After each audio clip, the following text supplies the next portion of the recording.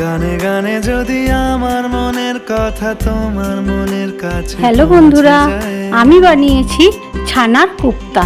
তার জন্য আমার লাগছে জল ঝরানো ছানা, আর অন্যদিকে কাজু আর চারমগজ জলে ভিজিয়ে রেখেছি। ছানাকে ভালো করে মেখে মসৃণ করে নিতে হবে।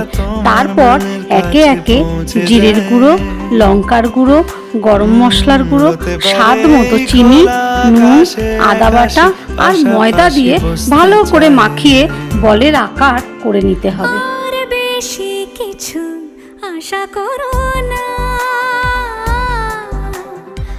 আর বেশি ভালোবাসা করো না।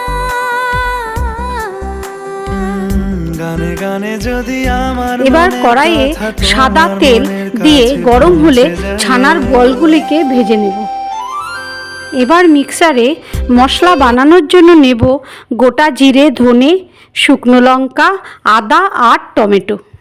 এবার কড়াইয়ে কারি বানানোর জন্য সাদা তেলের মধ্যে গোটা জিরে, তেজপাতা, গোটা গরম মশলা ফোড়নে দিয়ে তার মধ্যে মশলার পেস্টটা দিয়ে দেব।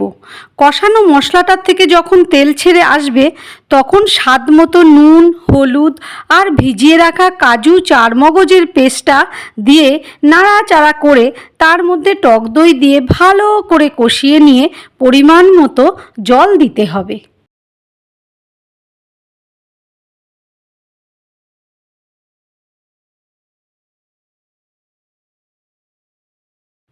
ঝোলটা ফুটে উঠলে তার মধ্যে স্বাদ মতো চিনি দিয়ে ছানার বলগুলো ছেড়ে দিয়ে উপর থেকে ঘি আর গরম মশলা দিয়ে দিলেই রেডি ছানার কোপ্তা।